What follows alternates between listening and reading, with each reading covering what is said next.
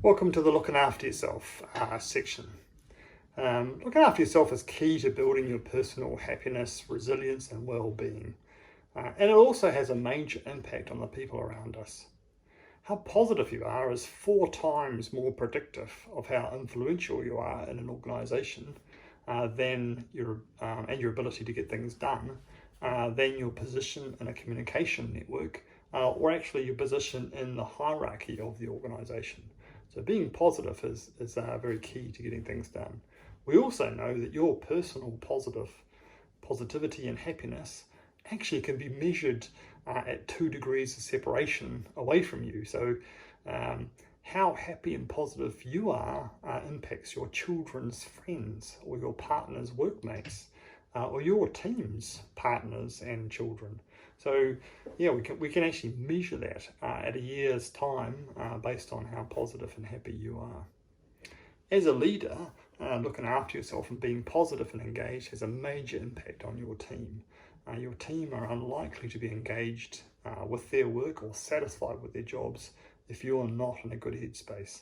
They look to you to gain confidence about what's happening in the workplace. So there are videos under each area of the module, so I'm just going to provide an overview at this stage.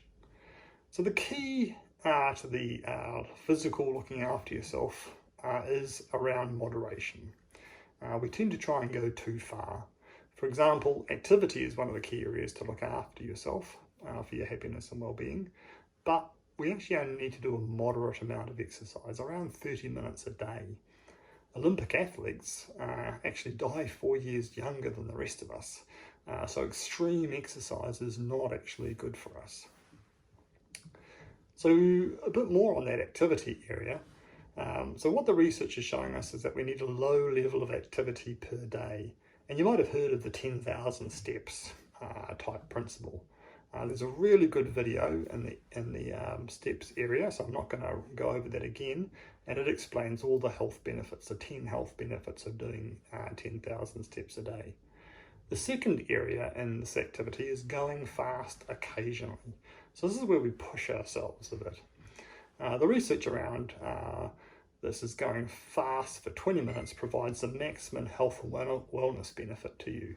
This produces endorphins, which make us happy and less depressed, and also reduces the cortisol our body produces, and the cortisol is a precursor to stress. Exercise beyond an hour actually has a negative impact on our health and well-being. So going fast every 3rd day and lots of low-level movement every day, that's the key 2 elements to getting the best bang from your buck for your exercise. The last part is lifting heavy things. So this is not necessarily weightlifting at the gym or something like that, although it can be. It's not breaking your back, but for example, carrying your shopping bags out to the car rather than using a trolley, or lifting some boxes that you may not have lifted that are not too heavy, but actually you're just giving yourself some lifting work there. This, the research shows, increases our brain mass, restores brain mass, and reduces chances of dementia, and also reduces anxiety. So yes, those 3 things are the key to exercise. The next area is sleep. Now, all animals need sleep, and in fact, actually all have the same sleep gene, would you believe? William Shakespeare said, sleep is the chief nourisher of life's feast. But we've come to try and fix sleep deprivation through using coffee and other stimulants. But sleep is our way of our bodies replenishing itself, both physically and cognitively.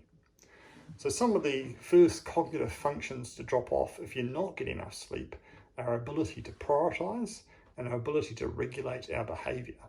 In fact, the part of the brain that connects our emotional self, which is the back part of your brain typically, to your logical self, actually breaks down the connections if we don't get enough sleep between those 2 components. Not prioritizing means we start reacting to things tactically when they come up, instead of actually thinking what's important and what's not. And that regulation, that's basically would be grumpy.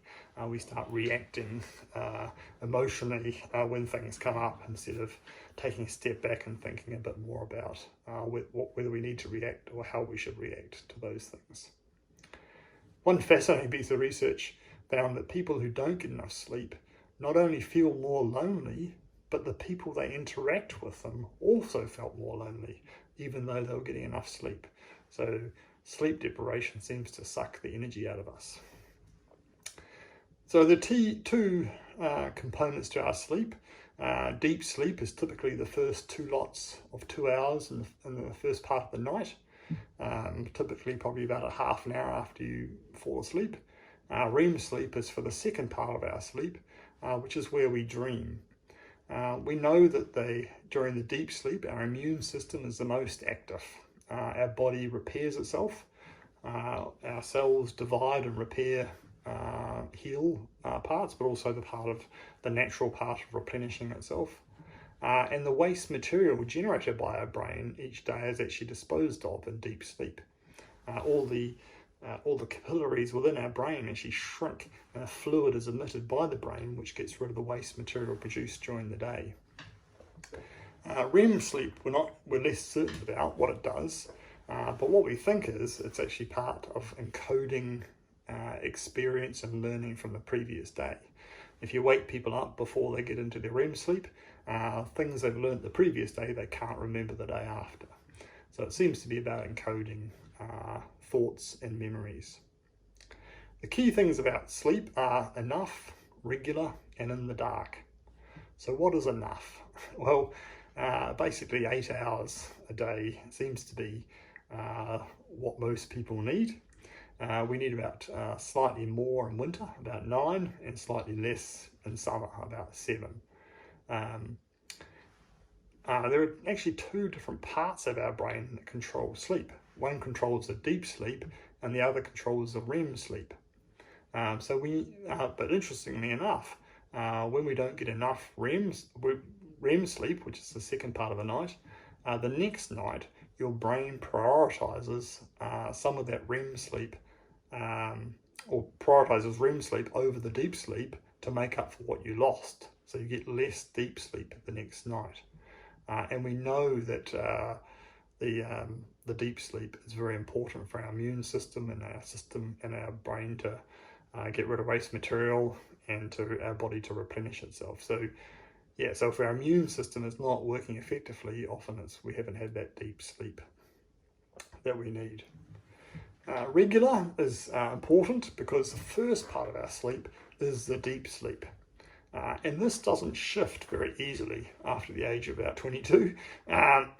We tend to be, if we normally go to bed at 10, we'll probably be deep sleep by 10:30, and that doesn't move very quickly. So if tonight I go to bed at 12, I will have lost an hour and a half of my deep sleep. So if we do chop and change our sleep time, we're going to be missing out on that deep sleep, which again we know is very important for our immune system and things. The last part is in the dark, and this is important because our body produces a chemical called adenosine when we're awake. Our body temperature increases by a degree during the day and decreases by a degree at night. And about 2 hours before we normally go to bed, our body temperature starts to reduce. And it's in this period where we're still awake, producing adenosine, that we feel fatigued and tired. So this is our body's way of telling us it's time to get ready for bed. But sleep itself doesn't actually get rid of adenosine. We need the hormone melatonin to get rid of it. Otherwise we can actually have a good night's sleep, but feel fatigued as the adenosine is still in our system. Our body produces melatonin when we sleep in a dark room and stay off our devices for 90 minutes before going to bed. And we get enough daylight during the day, which is about 30 minutes as a recommendation during the day. Even people who sit by a window at work sleep 26 more minutes per night than those who sit without some daylight on them. So those are the keys to sleep. The enemies of sleep are, as you can see, our body's expecting to cool down. So if it gets too hot, that certainly interrupts our sleep. Caffeine can impact our sleep because when we're having our natural sleep cycles, we wake up at the top of those cycles instead of just going back to sleep again. And the third element is as alcohol can also impact our sleep. If we have that too late in the evening, about 2 o'clock in the morning, the alcohol has been digested into sugars, and now your body's trying to process the sugar by being active, which again wakes you up. The next area is about eating well. And this is one where we're not quite sure why it works, but we do know if you have a good diet, you're in a better mental health state. This could be due to the bacteria we have in our gut. People who eat unprocessed foods have around 5,000 different sorts of bacteria in their gut. People eating highly processed diets, this can be down to as little as 2,000 different sorts. So we don't know what a lot of those bacteria do, but we do know that some of them produce things like vitamin E and amino acids, which our body needs to work effectively. And we also know there's a lot of neural activity around our gut. In fact, some psychologists call it the second brain. And in fact, our vagus nerve, which is the longest nerve in the body, goes from our colon to our brain. And it actually produces 90% of the serotonin, which our body needs. And serotonin is a neurotransmitter, which effectively lets your neurons communicate happy messages. So if you haven't got enough serotonin in your system, your body can't communicate happy messages. And the vagus nerve is collecting information from your gut and sending it to your brain. So, and in fact, some psychiatrists call it the gut depressed, actually saying is depression really about our gut, not about our head. The other element of eating and drinking well is just staying hydrated. So there's no specific amount of liquid you should have, but if your urine is really yellow, you need to drink more water. Even mild dehydration over a short duration affects our cognitive function, and other people can see our mood changing. The last element is getting outside. We need around half an hour of sunlight per day to generate melatonin, as I mentioned before, for our sleep, and 20 minutes a day to generate enough vitamin D for our body to function. In fact, we're 20% happier on a sunny day, and that's because sun actually helps us body produce endorphins as well, so it makes us happier as well there. So again, we need to be sensible. Moderation's the key, but we do need sun for it to be healthy and happy. So those are the key physical factors to look after yourself. So the next two are sort of psychological factors. Now, if we look at, and we can look at a third one in the next module, which is strengths. So that'll be looked after there. So that's another key one in terms of looking after yourself. If we think about our brain, it's actually wired to be naturally negative. Diary studies show that we have between 15 and 50,000 thoughts a day, and 80% of those thoughts are negative. They're worrying about things that are coming up. 88% of those thoughts are actually inaccurate. It's actually worrying about stuff that doesn't happen. So our brain is very good at processing negative information. Our brains also require an overwhelming ratio of positives to negatives to actually see things as neutral. For example, when evaluating the attractiveness of something, one negative in the description requires 3 positives to actually balance it out. And in our relationships, highly effective relationships actually have 5 positives for every negative in communications, even in difficult sort of situations. So the exercise that I'd highly recommend is called the Gratitudes, or Being Grateful exercise. And really it starts to help us change the way we think and how our brain works. There's a great video in this section by Martin Seligman explaining the technique, and I'd highly recommend it to everyone. It helps us develop our ability to see what's going right and to manage our thought processes. So the idea is you do the exercise for 2 weeks before you go to bed, And after that, you use the technique when you find yourself thinking unduly negative thoughts. E.g., you're driving home and you think nothing could happen today, it was a rubbish day.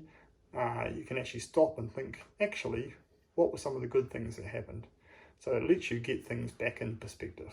Or you wake up in the night and you're worrying about tomorrow, you can stop and think, what were the good things that happened yesterday? And that will help you get back to sleep.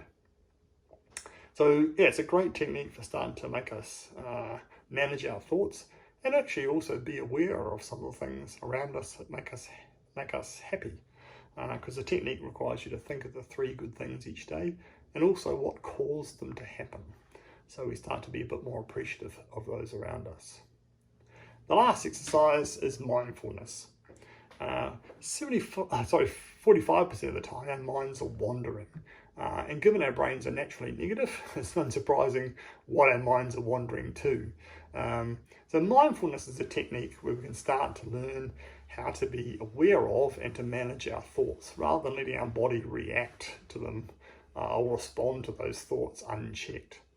So mindfulness is as simple as really focusing on something and being aware of our minds wandering. So all we can do is focus on a picture or your garden or your favourite thing, or your breathing, and then just being aware of when my mind wanders, I'm going to deliberately bring it back to focusing on the object or your breathing or whatever else it is.